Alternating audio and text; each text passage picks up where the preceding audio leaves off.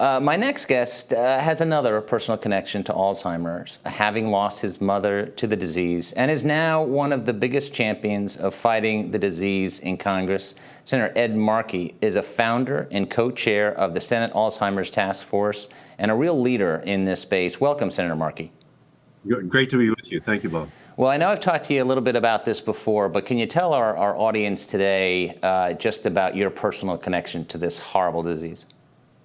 Well, my mother was a brilliant woman.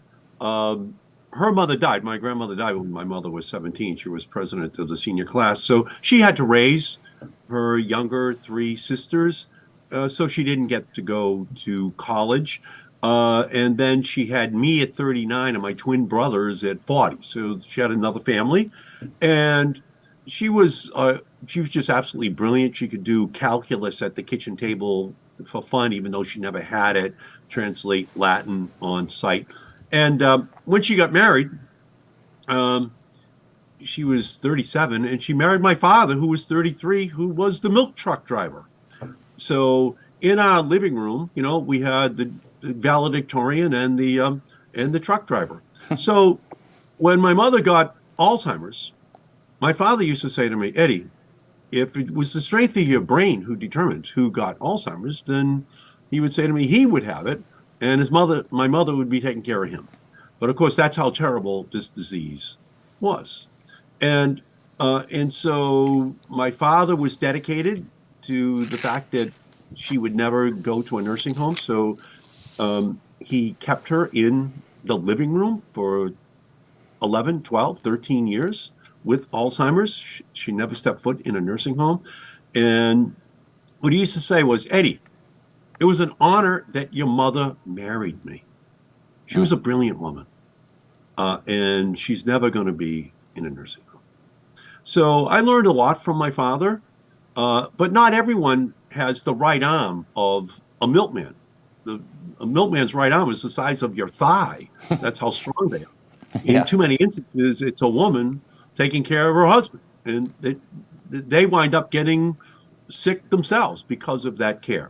So I learned a lot from him, and after my mother passed away in 1998, in 1999, for the first time, I created the Alzheimer's Caucus because I realized, an advocacy group inside of the Congress to be working on the funding for Alzheimer's in the same way that other diseases had coalitions that had been put together. And now it's 24 years later, and we have over 150 members of the House and Senate who have joined. And it's reflected now in the budget each year at NIH, the response we get from policymakers across Capitol Hill, but also across the country to deal with this absolute plague in our society.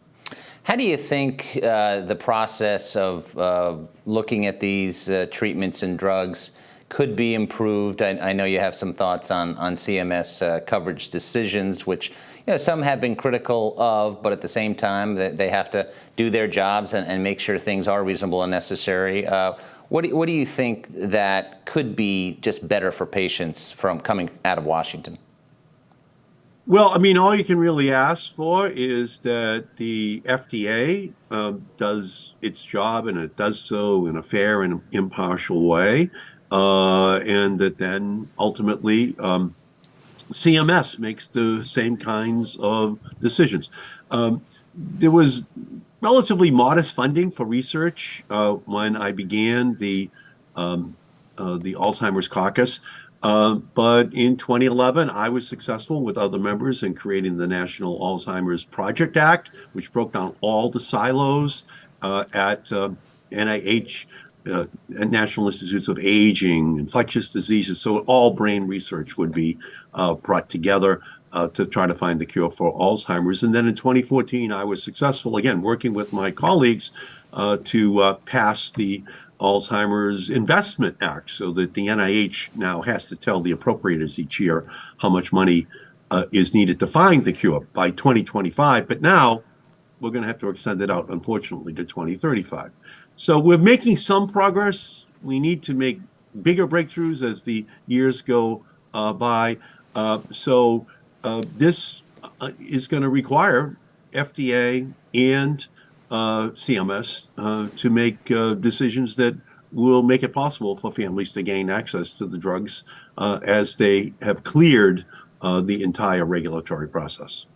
I noticed that you had played a key part in that landmark legislation that stipulated 2025, but you said you had to push it out to 2035. Why is that? Well, while there have been some breakthroughs, we obviously haven't had the breakthroughs I see. that has happened for example, for cystic fibrosis. Just in the last 20 years, that disease has gone from life expectancy of 14 to life expectancy of 75 because of the medical breakthroughs. We haven't had that kind of breakthrough yet with Alzheimer's.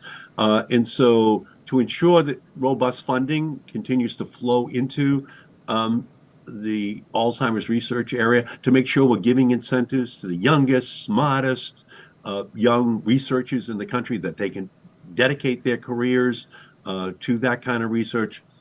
Senator Collins and I are going to, with Senator Warner, introduce legislation and get it passed that extends out to 2035. That funding. Last year we got $3.7 billion for Alzheimer's research. 7 or 8, 10 years ago, it was like 500 million. So it's gone up dramatically since we created the Alzheimer's Caucus and passed the legislation. We have to reauthorize it to make sure that there is robust funding for Alzheimer's research in the years ahead, so that the day will be reached when children have to look to the history books to find there ever was such a disease as Alzheimer's.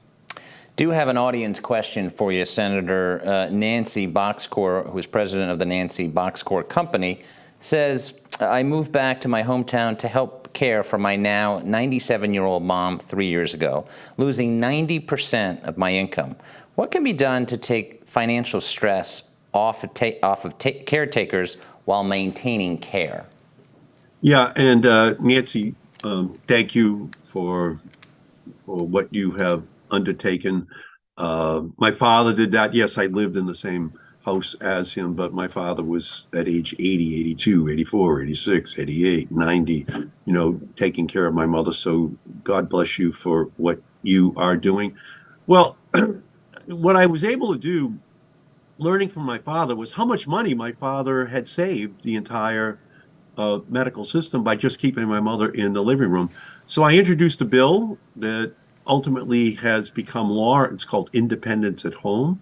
And Independence at Home is a program which Senator Wyden and I were able to get into the Affordable Care Act, which gives incentives to hospitals, to nursing homes, to nurse practitioners to keep the family member at home, to make it easier through funding levels to help people like you, Nancy, to have the resources to be able to keep your mother, to keep the loved one there at home. And increasingly, because of all the money that Medicaid is saved because people aren't in nursing homes, I think we have to find a way of actually giving some compensation to family members, such as yourself, for playing that role at home.